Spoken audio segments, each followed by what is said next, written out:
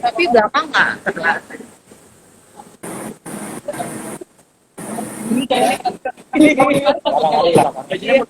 Hah?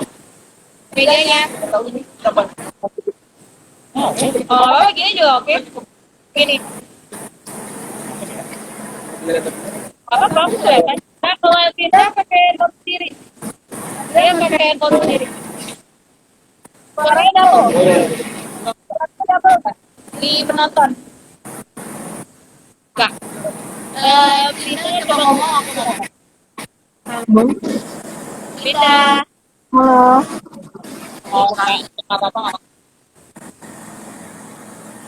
Aku udah saya juga udah vaksin. Assalamualaikum warahmatullahi wabarakatuh. Hai semuanya, Jessis. Terima kasih, hari ini spesial banget karena JCI Depok bisa live Instagram bareng-bareng JCI Jakarta Official. Dan juga kali ini JCI Depok temenin sama pihak founder kita juga dan pihak utamanya JCI Depok juga yang bakal ngulik tentang milenial entrepreneur. Seru banget ya dari muda kita belajar bisnis ya, jadi entrepreneurship gitu. Nah, lebih panjangnya lagi. Ya, oke kita dengerin bareng-bareng. Baik, bismillahirrahmanirrahim. Assalamualaikum warahmatullahi wabarakatuh. Terima kasih atas kesempatannya yang luar biasa ya. Aku maju ya. Yes. Ya. Alhamdulillah, ini temanya kali ini adalah tentang milenial entrepreneur gitu. Bagaimana anak-anak muda sudah bisa mengambil peran sebagai entrepreneur. Kita melihat banyak sekali sekarang anak-anak muda itu menjadi peranan yang luar biasa dalam usaha di Indonesia ini. Dan saya salut sekali. Mereka cerdas-cerdas, ya. Mereka berani gitu ya, mengambil kesempatan yang ada. Saya salut. Dan memang harus seperti ini, ya, harus bertumbuh dan berkembang. Ada beberapa hal tapi yang menjadi catatan saya. Kemarin saya baru saja didatangin salah seorang sahabat saya, masih muda, umur 30 tahun, datang ke tempat saya, berbicara dan cerita banyak sekali luar biasa tentang entrepreneurship-nya. Saya nggak yakin kalau nanti saya, gitu ya, pada saat itu bisa memiliki kemampuan berpikir entrepreneurial seperti itu. Ada beberapa catatan yang perlu ini teman-teman sekalian, teman milenial entrepreneurs ini ketika mau memulai usaha. Kita sering melihat banyak sekali teman-teman kita sudah sukses. Teman-teman sudah sukses. Tapi di balik mata air tersebut gitu ya. Coba perhatikan air matanya gitu. Seringkali kita kan melihat dia sukses dan kita tuh hanya suksesnya saja. Jarang sekali kita datang ke teman-teman yang mungkin perjalanannya berliku-liku dulu gitu ya. Mungkin gagalnya lebih banyak daripada suksesnya gitu. Saya juga sangat menyarankan kepada teman-teman untuk belajar apa sih hal-hal yang membuat bisnis itu gagal. Ya. Sebab saya yakin dengan yang gagal ini perbandingannya sangat luar biasa gitu ya. Di antara satu yang sukses mungkin di balik itu ada 1.000 bahkan 2.000 orang yang gagal gitu. Ada keberanian bagi kita, kesiapan bagi kita untuk bisa benar-benar menjadi entrepreneurs yang kuat. Teman-teman sekalian, untuk menjadi entrepreneurs yang kuat, pengalaman yang saya lalui selama ini, saya juga memulai entrepreneurship agak terlambat ya. Saya sempat keliling-keliling dulu ya. Saya kuliah di Jerman, 10 tahun di sana, selesai master, kemudian sempat melanjutkan doktornya di Malaysia. Setelah itu baru saya bekerja. Pada saat itu saya ditunjuk menjadi CEO untuk membuat sebuah pabrik di Indonesia. Lepas itu saya baru berani membuat entrepreneurship sendiri ya. Sudah terbayang ya. Saya CEO di usia 33 tahun. Nah setelah itu baru saya bikin bisnis. Tapi alhamdulillah karena saya memulainya dari pengalaman bekerja, sehingga saya tahu bagaimana perasaan para pekerja. Dan ini perlu dimiliki oleh teman-teman sekalian yang mau jadi entrepreneurs untuk juga merasakan bagaimana menjadi seorang pekerja. Jadi kok saya sarankan tidak harus serta-merta lulus SMA langsung entrepreneurs atau lulus kuliah langsung membuat wirausaha gitu ya. Nikmati dulu saja untuk bekerja. Tapi bekerjanya ini bukan untuk mencari uang, karena untuk mencari uang a ton of money gitu ya, uang yang banyak, bekerja tidak akan sampai gitu. Kalaupun sampai badan kita sudah ringsek sebenarnya, badan kita sudah tua, kita menapaki karir yang lebih panjang sampai di tempatnya kita bisa mendapatkan a ton of money, tapi badan kita sudah tua nggak bisa menikmatinya lagi. Ya, salah satu cara bagaimana supaya bisa mempercepat makmur atau wealth itu adalah Anda berwirausaha. Tapi tidak ada salahnya menurut saya ketika di awal-awal Anda lulus dari tempat studi Anda, baik itu yang SMA, SMK maupun kuliahan, cicipi dulu saja bekerja itu seperti apa. Ya, karena kita juga perlu melihat sesuatu itu dari bawah, ya, supaya nanti ketika kita melihat dari atas kita bisa wise, kita bisa bijaksana gitu ya melihat kondisi yang ada. Kalau misalnya anak buah kita, kontak kita nanti seperti ini seperti itu, kita akan katakan saya juga pernah melewati masa-masa seperti itu. Jadi kita lebih dewasa di sana. Jadi buat teman-teman sekarang yang kita bekerja, ya nikmati saja bekerjanya, tapi jangan lupa bahwa Anda sebagai milenial harus segera mempersiapkan untuk menjadi entrepreneurs. Bisa kok sambil bekerja mempersiapkan entrepreneurship itu bisa, ya. Karena untuk menjadi entrepreneurs itu kita perlu step yang cukup panjang. Tanya teman-teman yang semua yang sudah sukses, yang sudah established, berapa lama mereka mempertahankan bisnisnya? Dan rata-rata bisnis established itu 5 tahun. Jadi kalau sudah bisnis lewat ada 5 tahun, nah itu insya Allah dia sudah bisa mempertahankan bisnisnya dengan baik. Meskipun kondisi sekarang ini lebih kepada VUCA ya, volatile, uncertain, kemudian lebih kompleks gitu ya, dan ambigu gitu ya, VUCA gitu ya. Tapi mereka-mereka yang sudah bisa mempertahankan 5 tahun, biasanya lebih kuat untuk mempertahankan bisnisnya. Nah, bagaimana menjadi seorang entrepreneur milenial? Saran saya pertama adalah dapatkan pengalaman sebanyak-banyak. Ya. Pertama-tama belajar dari ketika Anda bekerja. Nah, ketika Anda masih sempat bekerja, belum membuat bisnis, pelajarilah baik-baik bagaimana sebuah perusahaan itu bekerja. Ada beberapa yang menyarankan, kalau saya juga masuk dalam mazhab yang ini, saya masuk mazhab yang saya mengambil tempat kerja di bukan tempat kerja yang besar, bukan di perusahaan besar. Kenapa? Kalau saya di perusahaan besar, maka saya akan hanya menjadi sebuah sekrup jalannya gitu ya, hanya belajar di tempat pekerjaan yang saya kerjakan. Tapi ketika saya mengambil di perusahaan yang middle, saya bisa mempelajari bagaimana mulai dari supply, dari barang itu masuk sampai kepada marketingnya. Dengan demikian ada pola pembelajaran yang mempercepat kita untuk bisa sampai kepada era post level entrepreneurship.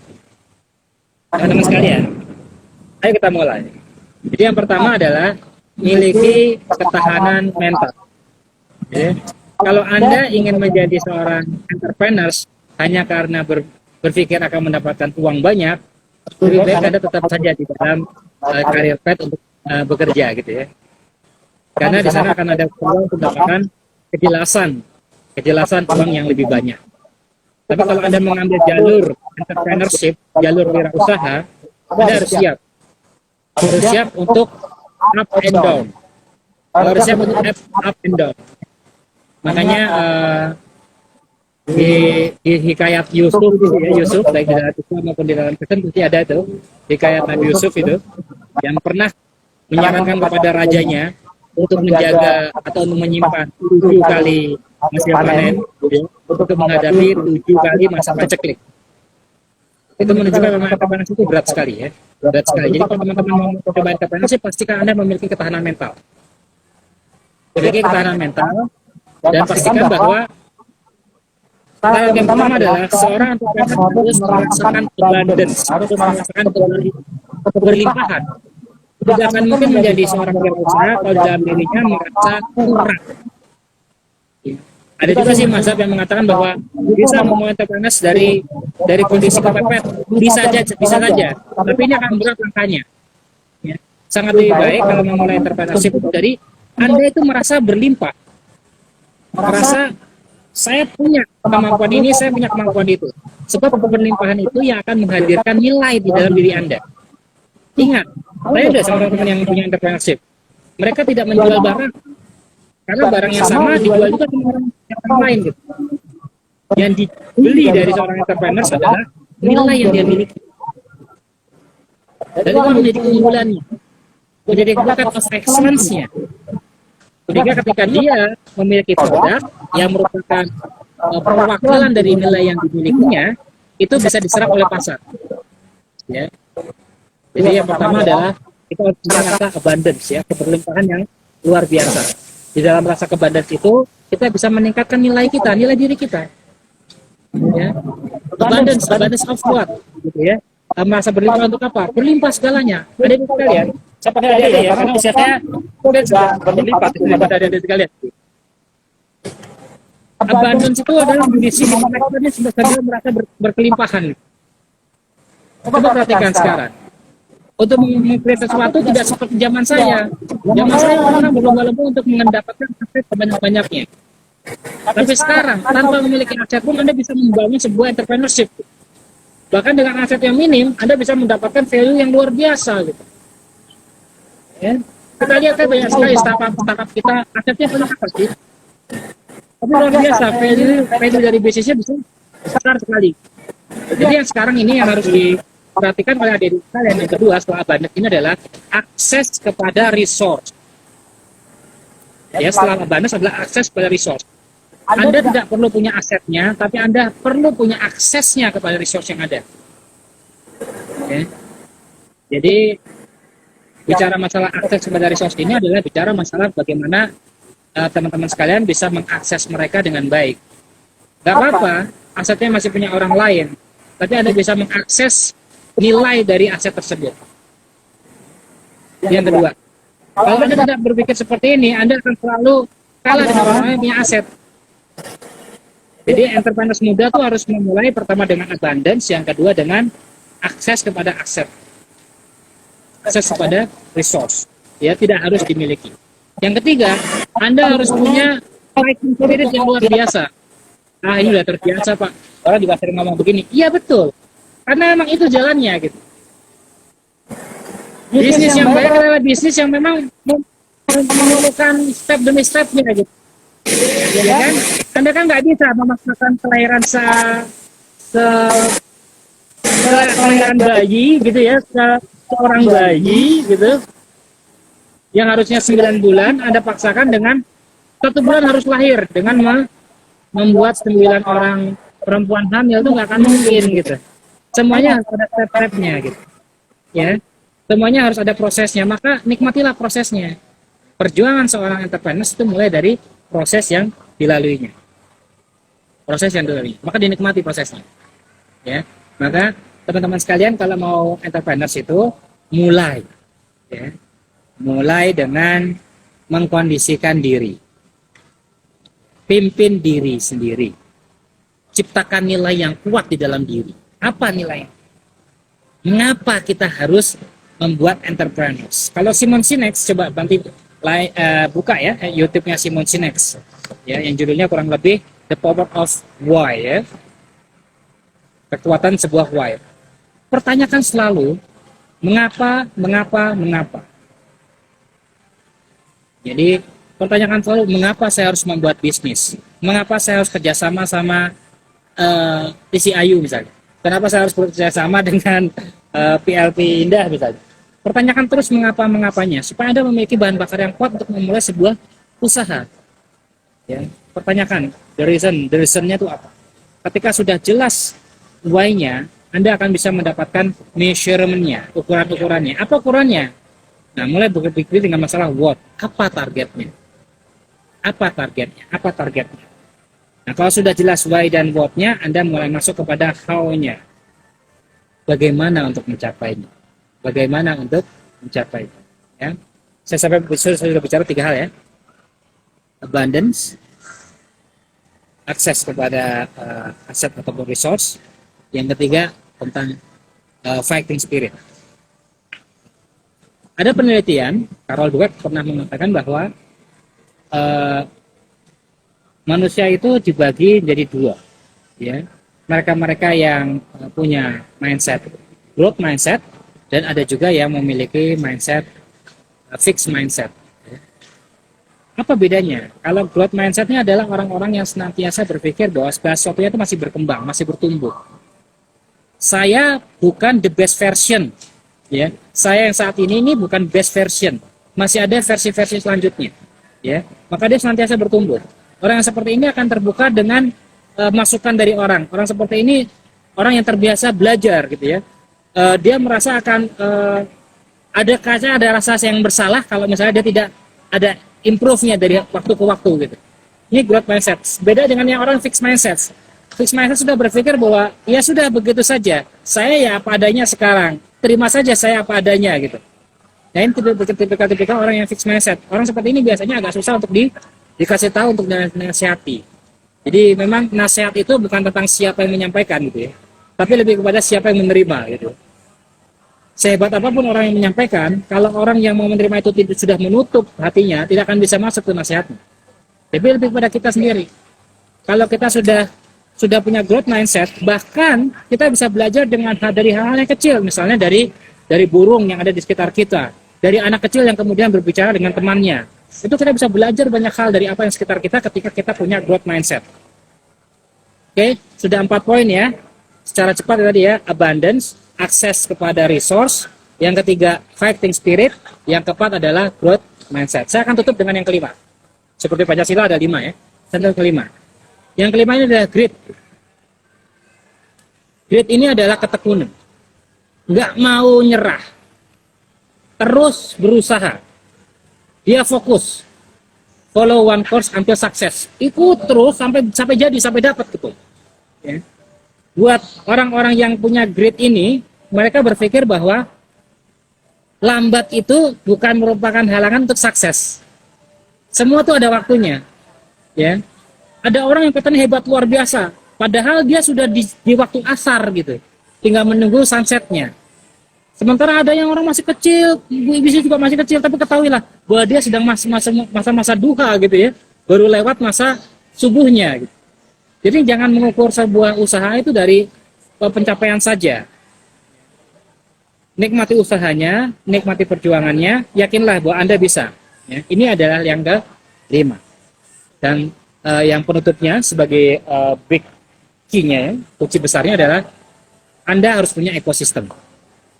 Anda harus punya ekosistem. Dan saya yakin JCI ini adalah ekosistem yang bagus, yang baik untuk bisa menumbuhkan kompetensi Anda, menumbuhkan kemampuan Anda, dan membangun networking. Networking itu sangat perlu sekarang. Networking itu sangat perlu. Ya, sukses untuk JCI Depok. Terima kasih untuk JCI yang lain yang ikut juga masuk. Mudah-mudahan kita bisa berinteraksi lagi di saat-saat yang lain. Mohon maaf, akan dilanjutkan oleh Belbi Indah, insya Allah ya. Karena saya harus mengejar jadwal ke tempat lain. Terima kasih banyak. Ketemu lagi. Assalamualaikum warahmatullahi wabarakatuh. Waalaikumsalam warahmatullahi wabarakatuh. Wah, keren banget. Gila, daging semua. Nah, bentar lagi kita akan lanjut dengan entrepreneur juga dari JCI Jakarta. Ada IPP Indah. IPP Indah udah siap, udah ready. Terima kasih juga buat PLP Agung. Jangan lupa minum dulu ya, PLP. Sponsornya tolong ditutup ya. Bagi yang mau sponsor ke JCI Depok boleh. Tommy Rizwanto, ya Allah, Bang Tommy gimana? Udah live ya. Sempet join loh tadi. Oke, kita diskusi bareng. Ya. Jauh. Ini kan? Nah. Aku boleh buka masker?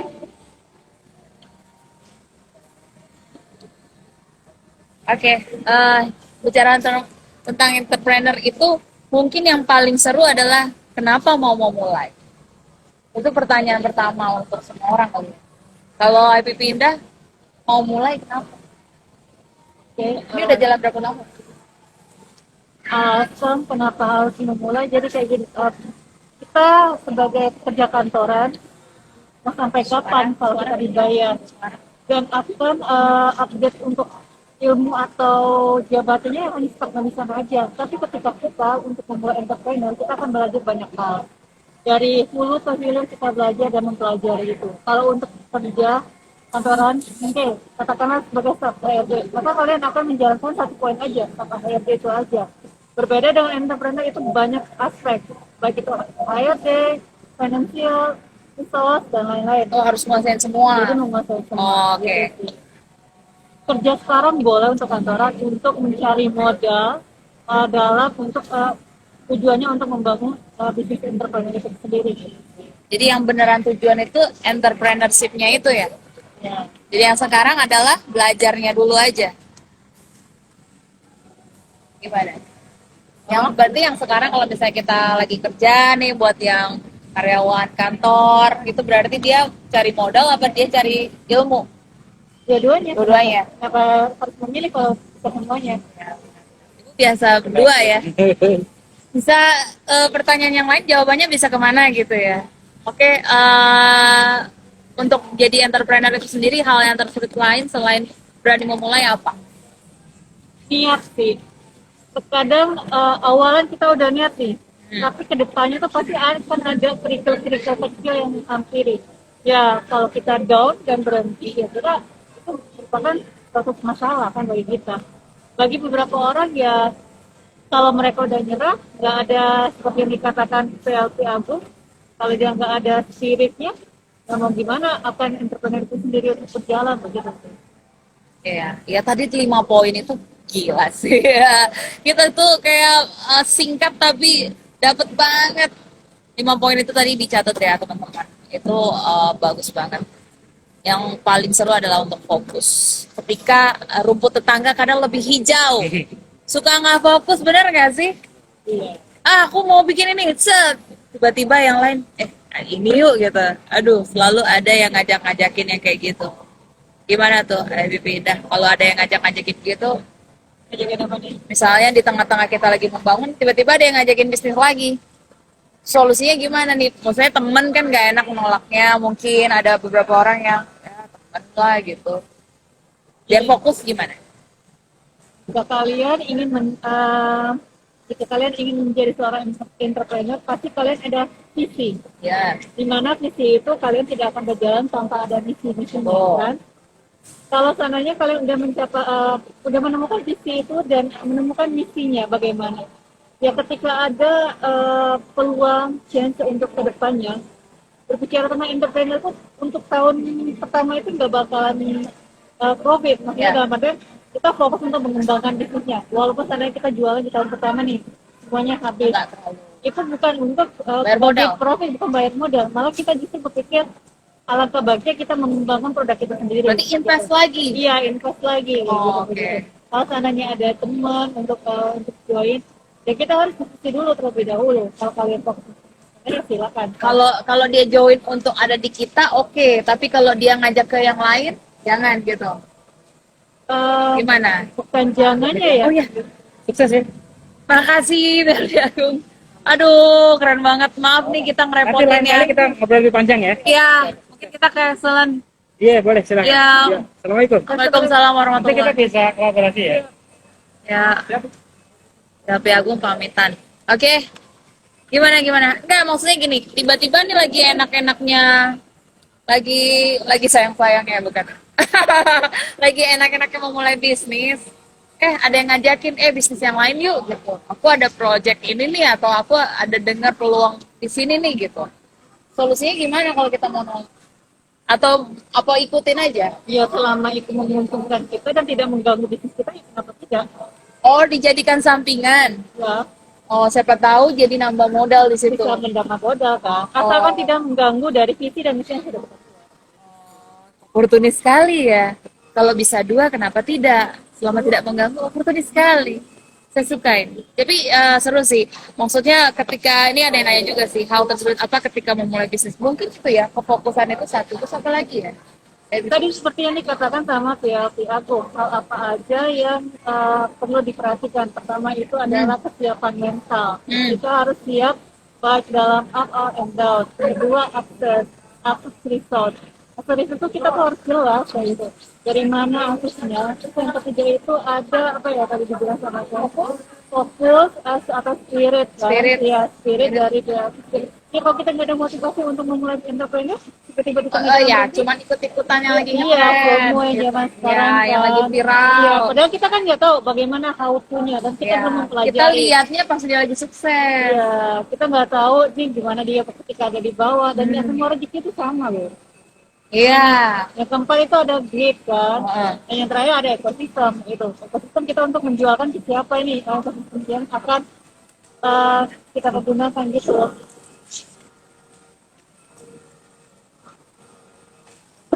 Aku lebih suka di sini deh kayaknya. Soalnya apa bisa promosi. Oke, oke, oke. Nggak, tapi gini maksudnya waktu kita lagi berpikir ya, kenapa orang lain lebih daripada kita, itu kayaknya waktu teregois seorang ya nggak sih? Kok kayaknya pas gue mulai gini udah lama, terus tapi kok belum ada hasil.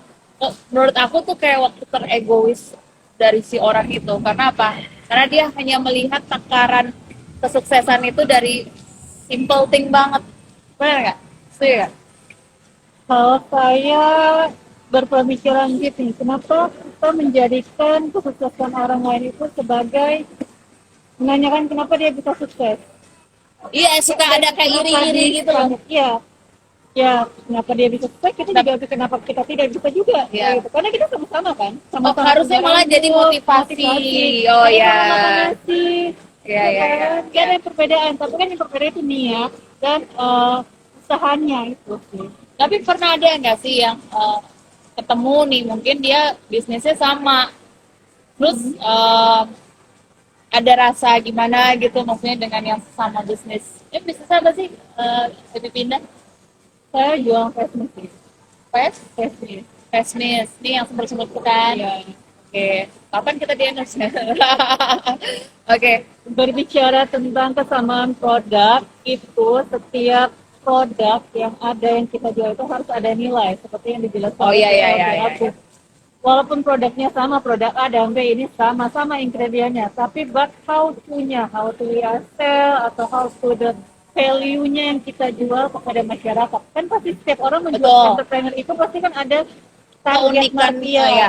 keunikan target pasarnya itu kan berbeda, Iya, iya, iya. kayak gitu sih. Jadi nggak perlu minder walaupun ketemu sama yang sama nih produknya ataupun usahanya, nggak perlu minder. Ya, Kalau saya mau curhat deh, akhir-akhir ini ada yang ngeklaim usaha saya gitu. Itu apa yang harus saya lakukan? Saya tahu sih apa yang harus saya lakukan. Tapi kalau menurut Ivy Minda apa?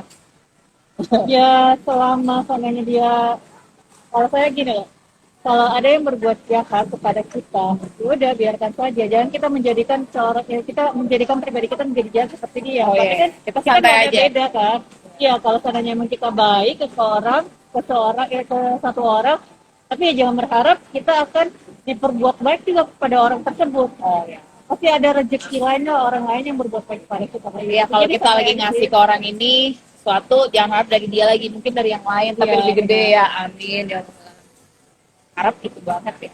Tapi nggak apa-apa, maksudnya gini, di lapangan itu real world menurut aku ya. Entahkah itu yang sejenis kah, entahkah itu kompetitor lain ataupun yang tiba-tiba konsep dia bagus tuh ditiru misalnya, kan bisa aja ya. Tapi harus kayak IP pindah, tetap santai. Apa apa, oke gitu. Oh, bagus loh. Jarang-jarang ada.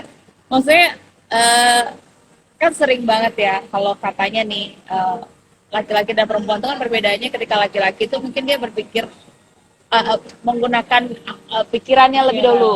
Kalau kita kan lebih ke perasaan katanya ya. Maksudnya seorang IP pindah itu masih bisa santai aja gitu loh. Itu boleh juga sih ya. Ya udah gitu. Atau gimana? Di belakang layar nggak ada kan IP pindah? Di depan dia, oh iya. Tanya di belakang, awas. Enggak kan? Enggak ya? No, hidup itu santai aja. Kalau kita Iya. yang sesuai rencana atau enggak tidak sesuai rencana kita, ya udah. Berarti itu memang udah jalan Tuhannya. Bukan rezekinya. Iya. Gila, keren, keren, keren. Tapi ya, apa namanya, dalam entrepreneur ini udah berapa tahun IP pindah? Saya baru sih, tapi sebelum-sebelumnya menjual produk orang. Oh, I see. Jadi yang sebelumnya jadi brand ambassador, Iya. Apa reseller? Belajar untuk enggak, menjalani tunggu. apa? Jadi brand ambassador apa reseller? Jadi BA-nya sih. Iya, keren. Terus sekarang jadi bikin sendiri. Iya. Tentu yang waktu kemarin jadi brand ambassador itu, perusahaan itu nyesel nggak dia? Sebenarnya kita gitu. belajar sih, maksudnya dengan apapun kita sekarang, baik itu pekerjaan atau apa, ya kita harus mempelajari. Yes. Iya. Jangan melewatkan ya. Iya, kalau ada sesuatu yang bisa kita jual ya dan tidak merugikan orang lain ya tentunya ya. Ya, Yang penting kontrak udah selesai ya. Ya, tapi kan ya kayak gitu ya. Kenapa? Oh, ada ini ya. Ada gangguan sedikit, tapi udah balik lagi. Oke, balik lagi. Kenapa berisik? Karena ini guys. Ya, kita ada di tengah-tengah wahana ya. Kita ada di Transmart. Ini di lantai 3. Lantai satunya itu di ground floor. Di ground floor-nya ada bazar UMKM dan Seni Budaya Expo yang diadakan oleh JCA Depok. Kebetulan hari ini kedatangan tamu kehormatan saya ada 2. Yang tadi ada PLP Agung. Yang keduanya juga ada IPP Jakarta, IPP Indah yang sudah menyempatkan. Makasih banyak sharing tentang entrepreneurship itu kayak gimana. Karena makin banyak anak-anak muda sekarang yang mindsetnya tuh nggak kantor. Alhamdulillahnya mindsetnya tuh kayak dia pengen entrepreneur. Even itu kayak cuma sekedar gue mau jadi YouTuber. Buat aku tuh entrepreneur loh. Iya. Ya kan? Mungkin iya sih karena kalau penggunaan gadget di skala anak-anak sekarang itu udah lebih cepat daripada kita dulu kan. Apalagi karena pandemi kemarin semuanya diakses melalui gadget. Jadi cita-cita itu yang dulunya sering kita sebutin tuh agak berkurang dengan digantikan dengan cita-cita yang baru gitu ya. Dulu cita-citanya apa ya bikin ya, kalau boleh tahu? Cita-citanya pengen jadi dokter. Oh, dari dokter ya. Coba. Tapi sekolahnya di Jangan sekolahnya kedokteran, sekolahnya di ekonomi di IPB saya. sekolah ekonomi. Terus kayaknya S2 deh. S2 ya, Hukum. hukum. Nah, S3-nya jangan-jangan beda lagi nih. Ya, S3 hukum. Hukum juga. Dari ekonomi ke hukum. Ya bisa sih dia belajar entrepreneur karena ekonominya tadi kan. Sarjana Jadi ekonomi. untuk membuat suatu bisnis itu jangan lupa kita ada step tahap hukumnya juga gitu. Agar Ya. produk kita yang seperti dibilang di tadi tidak diklaim kan karena setiap produk bisa ada hasilnya, ada bidangnya, Iya. ada nilainya, begitu. Tapi benar-benar sungguh-sungguh banget ya sampai sekolah untuk itu gitu loh. Ya kalau selagi masih ada kesempatan dan apa yang udah kita tuju visi tadi ya pasti kan ada misinya untuk jalan. Iya. Iya, kalau ada niat dan juga ada rentetannya udah di tahapan pertama kayaknya harus begini nih. Iya. Gitu ya. Itu kali gambarannya untuk gampang ngomong misi ya. Mungkin nanti kayak alam pun akan ngarahin kita ke situ gitu kali ya. Iya. Keren. Ngomong-ngomong dari S1 ekonomi, S2 hukum, S3 hukum, apa yang dikejar lagi? Ini kan berarti ada punya cita-cita baru kan? Apa sih sebenarnya yang dikejar sama IPB Indah? Sebenarnya ya, Entrepreneur nggak perlu S3. ya kalau semua orang bisa jadi Enggak, ini kan misi, katanya kan tadi misinya nih rentet ke 1. Nah ini kemana nih dengan S3 itu apa yang dikejar? Bocoran dikit nih. Susah nggak sih pertanyaannya? pertanyaannya berat banget. Susah ya? Iya. Emang sih. kenapa? Lu cerita aja gitu. Kali aja kita terinspirasi. Bukan gini sih, sebenarnya untuk pendidikan itu sendiri karena saya itu hobi belajar sih. Dan itu membuat lanjutin pendidikan. Oh, Ya, jawaban karena- aman ya. Iya, karena belajar S2-nya hukum karena enak untuk mempelajari materi-materinya ya udah lanjutin aja. Kenapa nggak dilanjutin aja? Tapi- Lagi single kan ya. Kayak itu. Lagi kayak gini dia bisa jualan juga guys. Jadi IPP Indah itu single guys. Barangkali ada yang mau coba komen di bawah. Enggak, bercanda. Enggak, tapi gini. Aku mau nanya bocoran, tapi ini sih pribadi sih.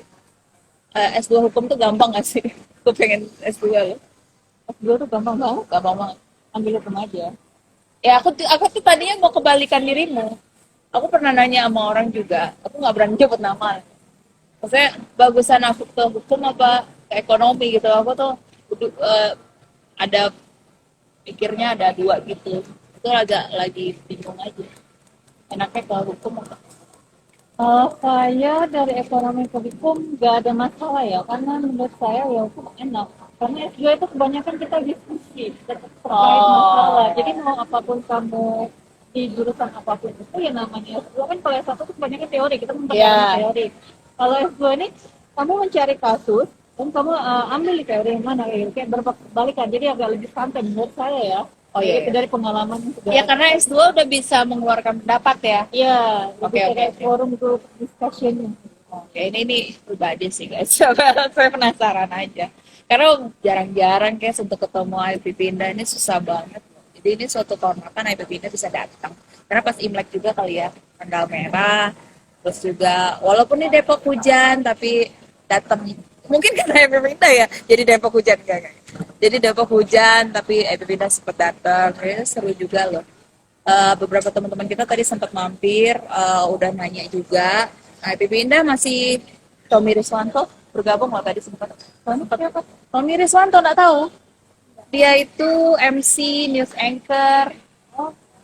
Hai, Tommy. Udah Iya, lihat tadi ya? udah tadi sempat ini ya aku lihat yang udah-udah ya. Sorry ya, harusnya saya live dari Instagramnya GCI Jakarta karena sinyal saya agak jelek di Iya. sini, jadi live-nya di GCI Depok aja. Iya. Mungkin sinyal Jakarta dibawa ke Depok susah kali ya. Enggak sih, Mungkin, enggak ya. Enggak ya. Ini ada PCI, aku tadi join juga. J Kurniawan kayaknya JCI ya, Juju ya. Siapa? J Kurniawan Juju. Iya. Kang Roza, Mas Cibiola, advisories tuh tadi yang LGLC, Iya. Micin, I don't know. Pokoknya sempat banyak lah ya yang udah nonton kita. Thank you banget yang udah join, yang udah sempetin waktunya untuk ini. Dan jangan lupa untuk teman-teman yang mau datang ke Transmart Dewi Sartika Depok bisa, karena bazar ini itu keseluruhannya 7 hari IPP. Dari Senin sampai Minggu. Dan hari Minggu itu kita tutup dengan fashion show di paginya. Di sorenya kita inaugurasi JCI Depok. Jadi JCI Depok ini agak telat untuk inaugurasi karena banyak acara menuju ke sana gitu. Dan lokasinya di sini, di lantai 3 ini yang ada nih. Di situ yang ada kaca ya. Itu dekatnya di belakang Menara Eiffel ya. Untungnya nggak kesini nggak pakai paspor ya guys.